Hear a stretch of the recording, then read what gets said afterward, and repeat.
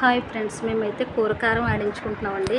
కూరకారంలోని 2 కేజీల మిరపకాయకి 1/2 కేజీ ధనియాలు, 200 గ్రాముల పసుపు కొమ్మలు, 1/2 కేజీ జీలకర్ర, కొన్ని గరం మసాలా తెలిసేవి. వీటిని అయితే వాంటలు అంటారండి. ఇవి కంపల్సరీ కారంలో వేసుకోవాలి కూరకారానికండి. ఇవన్నీ కలిపి దోరగా వేయించేసుకోవాలి. పసుపు కొమ్మలు అయితే విడిగా వేసుకోవాలి, వేపకూడదు. ఇవే వేయించాలి.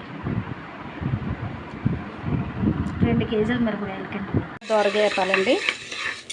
ధనియాలు వేపేసిన తర్వాత జీలకర్ర వేస్తాను. ఈ కారంలోకి అండి ఇవి జీలకర్ర వేస్తున్నానండి. జీలకర్ర కూడా ధనియాల్లాగా ఇలా దోరగా వేపుకోవాలి. చూడండి, జీలకర్ర కూడా వేగిపోయింది, చిట్టుపట్లు ఆడుతుందండి. చాలా దినుసులు వేస్తానండి.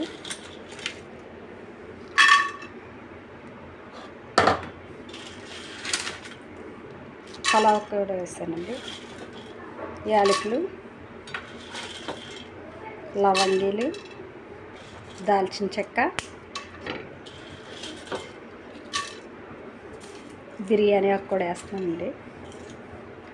చూడండి, దోరగా వేగిపోయి తీసేస్తానండి. ఇప్పుడు అసలైనవి వంటలండి. కారంలో కంపల్సరీ వేసుకోవాలండి. కారం చాలా రుచికరంగా ఉంటుంది, నిల్వ ఉంటుంది. సంవత్సరం వరకు మనకు నిల్వ ఉంటుందండి ఈ కారం.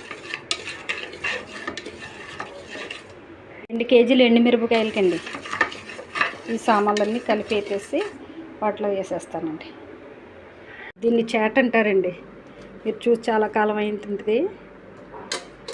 ఇవన్నీ మొత్తం వేపేసినవన్నీ ఇందులో వేసేసాను.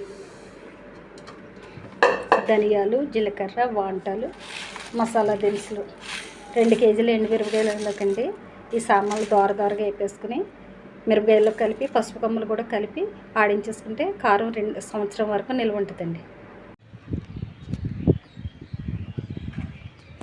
కేజీ నరేకాయలండి, G5 అండి, 1/2 కిలో పసుపు, కారం సామాన్లు అండి. ఇవి మసాలా దినుసులు, ఇవి బరుకులు అంటారండి. ఇవి కాసేపు ఎండలో పెట్టి మిల్లుకి పంపిస్తే మిల్లు దగ్గర ఆడేస్తారండి కారం.